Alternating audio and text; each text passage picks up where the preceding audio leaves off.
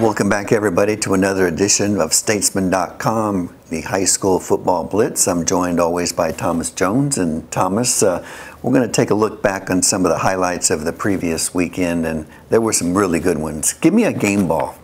Well, I'm going to go defense, and I'm going to go up to District 13 6A. Tobias Harris, defensive back for Hendrickson. The Hawks had a big win over Westwood. They held an explosive Westwood passing attack, offense to 178 yards. And how about Tobias Harris? Not only does he do a great job in the secondary, at halftime he's a homecoming king. That's a game ball right there. I'm going to go out of the box for us anyway. We don't talk about Bastrop a lot, but Drayson Waters, quarterback, 3 touchdowns all in the second half, combined for 270 rushing and passing yards, scored the game-winning touchdown with 25 seconds to go, 50-46 over Conley. Waters gets my game ball. Yeah, big one. Tell me something that you learned. Well, I was at San Marcos and Del Valle Friday night, and San Marcos beat the Cardinals 31-15. In the process, I learned that San Marcos is for real, and they can contend with Bowie for the 14 6A title. Right. We know about Prudencio Calderon, outstanding quarterback for San Marcos, who's going to Rice as a defensive back. But that San Marcos defense, they held an explosive Del Valle attack to 0 points in the first half. They built a 28-0 lead, and they forced 5 turnovers. They can win that district. What did I learn? I learned that McCallum is not, believe me, not going to lose a football game in the regular season this year. They're 6-0. They're averaging 49 points a game. Their 4 remaining opponents have combined for 4 wins. The last time, I believe, it was 1966, was it? The last time that McCallum went through an entire regular season without a loss, and they finished 11-1 that year.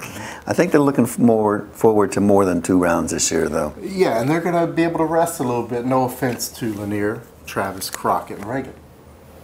Last question. We all know Lake Travis, Westlake, they play this Friday night.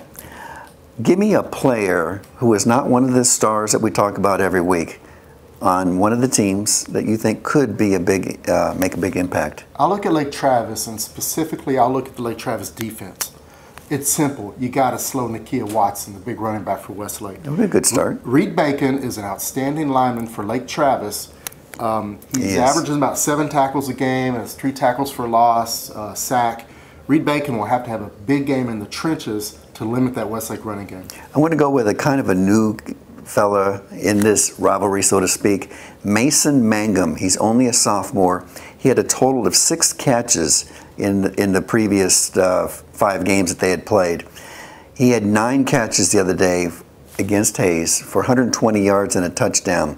His brother Max, of course, played at Westlake a few years ago, but Mason Mangum, watch out for him.